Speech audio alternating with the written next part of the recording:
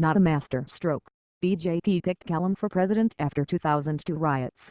Kovind after attacks on Dalits to portray Kovind's inevitable elevation as a symbol of subaltern assertion is aimed at dissipating the energy of the extant Dalit movement. On June 10, 2002, the government of Atal Bihari Vajpayee announced its decision to nominate the scientist APJ Abdul Kalam as its presidential candidate. This caught the opposition off guard. The media hailed it as if it was a master stroke, the descriptor that is now employed to praise every decision that Prime Minister Narendra Modi takes. Who could have ever argued against the choice of Kalam? He was already known as India's rocket man, had played a prominent role in the nuclear test of 1998, and was Muslim.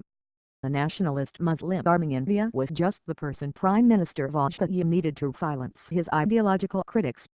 The summer of 2002 is replaying itself in June 2017. Once again, the BJP has thrown the opposition into disarray with its choice of Ramnath Kovind as its candidate for president.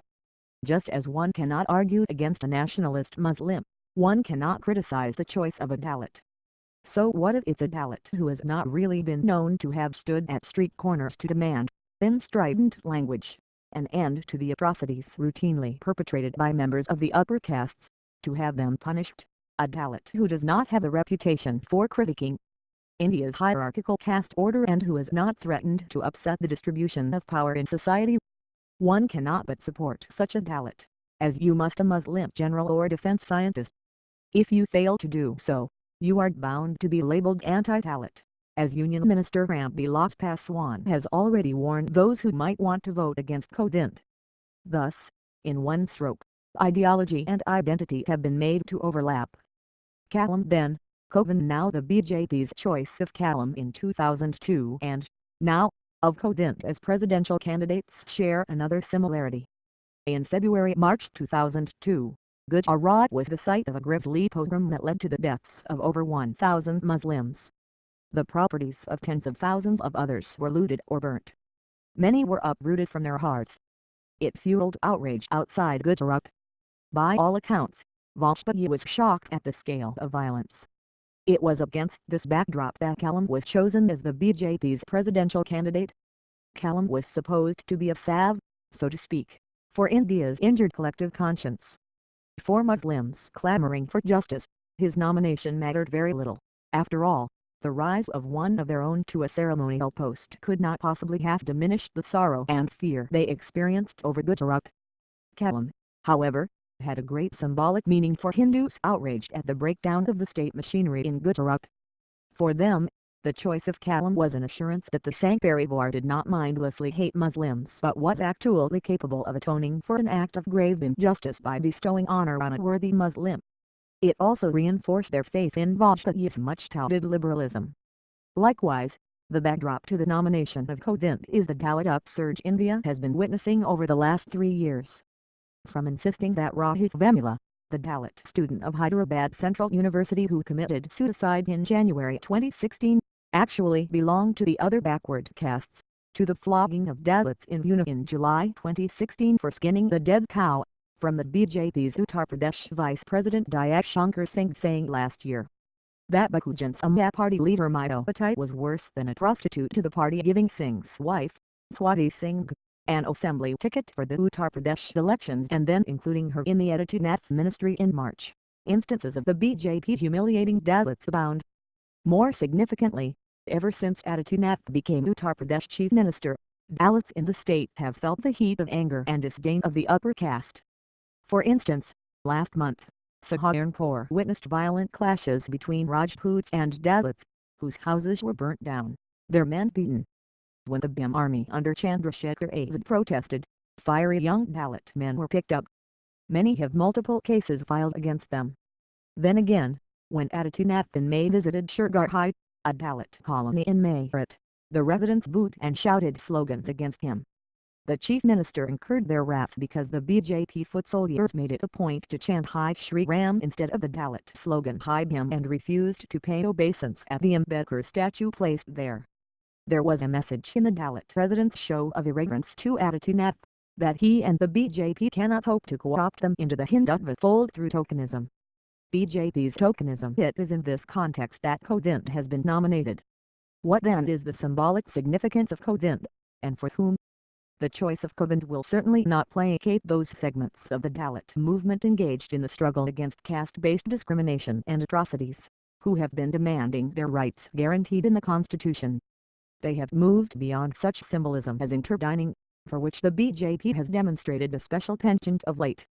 They want their leaders to spearhead the movement to confront their tormentors, a trait the relatively unknown Kovind is not known to possess. But Kovind, hailing as he does to Uttar Pradesh, might hold some value for those Dalits outside the umbrella of the Bahujan Samaj party. It is their votes the BJP has been garnering. Given the rising anger of Uttar Pradesh's Dalits against Adityanath, remarkably evident on June 18 at Jantar Mantar, Delhi, where a protest rally was held to demand the release of BJP army activists languishing in prison, Kovind is a maneuver to ensure that Dalits do not consolidate across subcastes. He is a counterfoil to the leadership of the Jatad community, to which Mayotai belongs and Kovind does not. Modi and BJP President Amit Shah will offer Kovind as an argument for, and evidence of, what they have done to uplift Dalits. He will be also their counter-argument to Dalit leaders who are forever keen to point to the injustices inherent in the Hindu social order. Modi and Shah will ask these leaders what benefits have they provided to Dalits other than the Jatads. From this perspective, the nomination of Kovind as a presidential candidate is not a masterstroke but a cynical one. This is more so because over the last 3 years the BJP has not attempted to use its majority in the Lok Sabha to create an autonomous Dalit leadership, men and women capable of influencing the party and government's policy, argues Vivek Kumar of Jawaharlal Nehru University in a forthcoming piece. The only BJP Dalit in the Modi cabinet is Dharmwar C. Gehlot.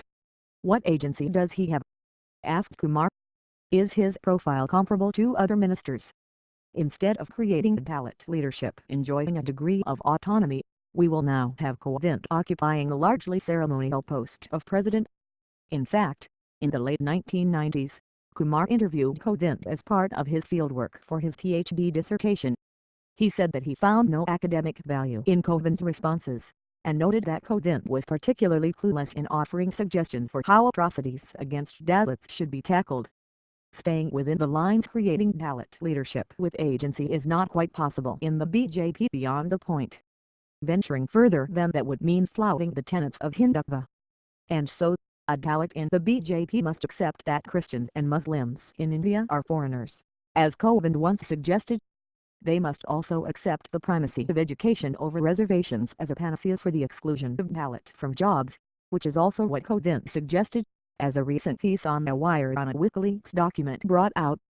They must also agree that economics underlie the discrimination against Dalits, not caste, the view to which Kovind subscribes. And they will certainly not have the temerity to demand reservations in the private sector. In other words, the Hindu-ness of a Dalit must subsume the Dalitness of their identity.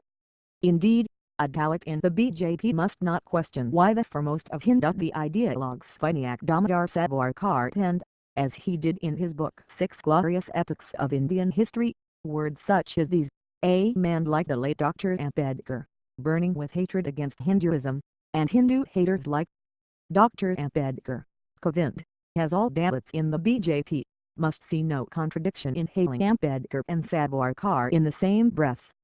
Nor should they publicly trace the font of Ambedkar's anger or, to use Savarkar's word, hatred against Hinduism. No doubt, the BJP will turn Kovind into a model of what a good Dalit should be. They should believe in Hindutva and rely on the good-heartedness of the upper caste to reform society. In adhering to this model lies both the hope and succor for Dalits, according to this line of reasoning. This is not to say that Kovind lacks the qualities to become president, but to portray Kovind's inevitable entry into Rashtrapati Bhavan as a symbol of subaltern assertion and rise is an exaggeration aimed at dissipating the energy of the Dalit movement.